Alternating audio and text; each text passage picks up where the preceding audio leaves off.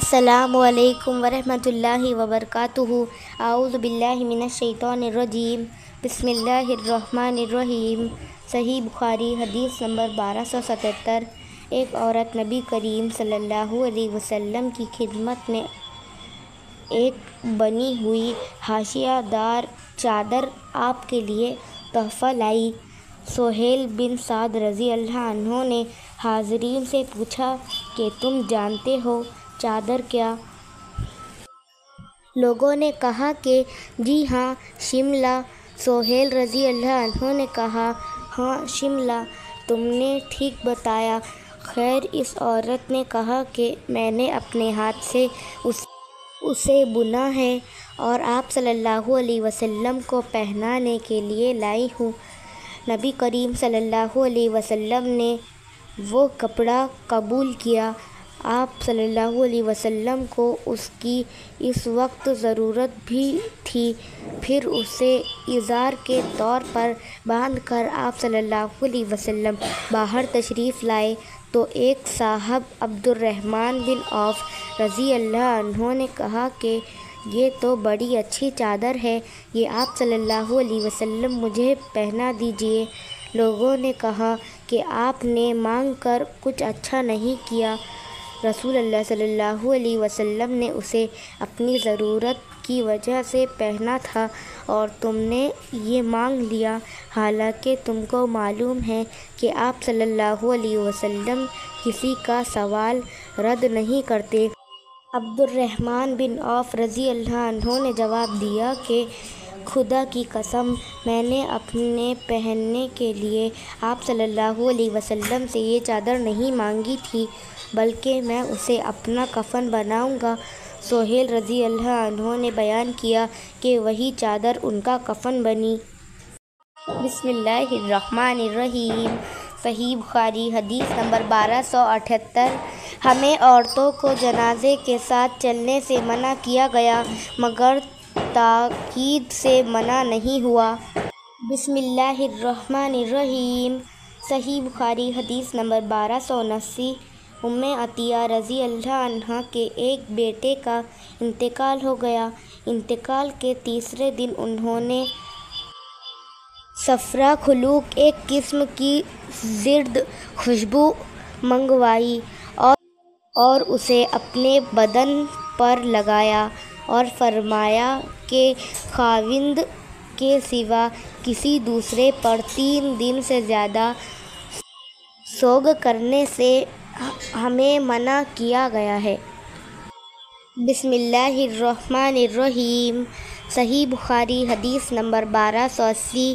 ابو سفیان رضی اللہ عنہ کی وفات کی خبر جب شام سے آئی تو ام حبیبہ رضی اللہ عنہا ابو سفیان رضی اللہ عنہ کی صاحبزادی اور ام المومنین نے تیسرے دن صفرا خوشبو منگوا کر اپنے دونوں رخساروں اور بازوؤں پر ملا اور فرمایا کہ اگر میں نے نبی کریم صلی اللہ علیہ وسلم سے یہ نہ سنا ہوتا کہ کوئی بھی عورت جو اللہ اور آخرت کے دن پر ایمان رکھتی ہو، اس کے لیے جائز نہیں ہے کہ وہ شوہر کے سوا کسی کا سوگ 3 دن سے زیادہ منائے اور شوہر کا سوگ 4 مہینے 10 دن کرے، تو مجھے اس وقت اس خوشبو کے استعمال کی ضرورت نہیں تھی۔ بسم اللہ الرحمن الرحیم۔ صحیح بخاری حدیث نمبر 1281۔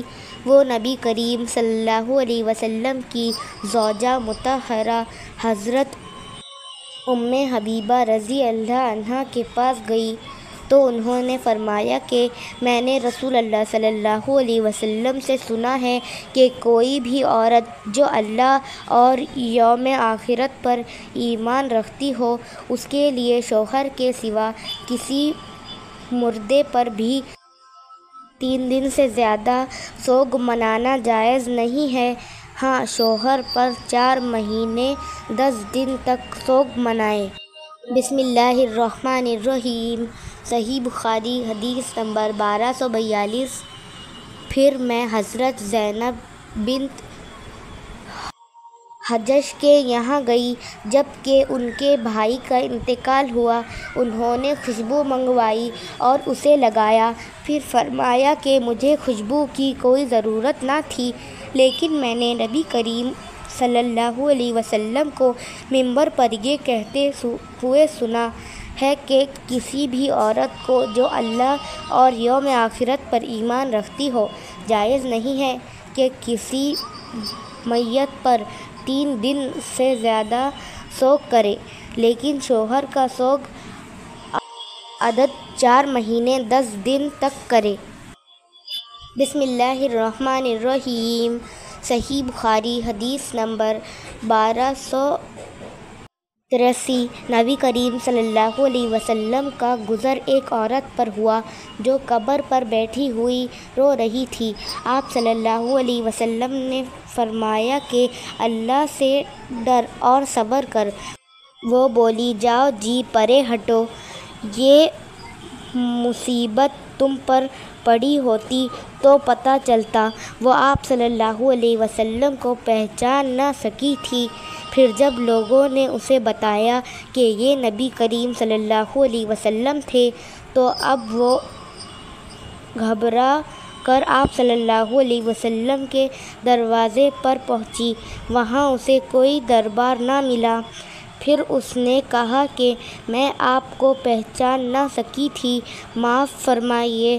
تو آپ صلی اللہ علیہ وسلم نے فرمایا کہ صبر تو جب صدمہ شروع ہو اس وقت کرنا چاہیے، اب کیا ہوتا ہے؟ بسم اللہ الرحمن الرحیم۔ صحیح بخاری حدیث نمبر 1285۔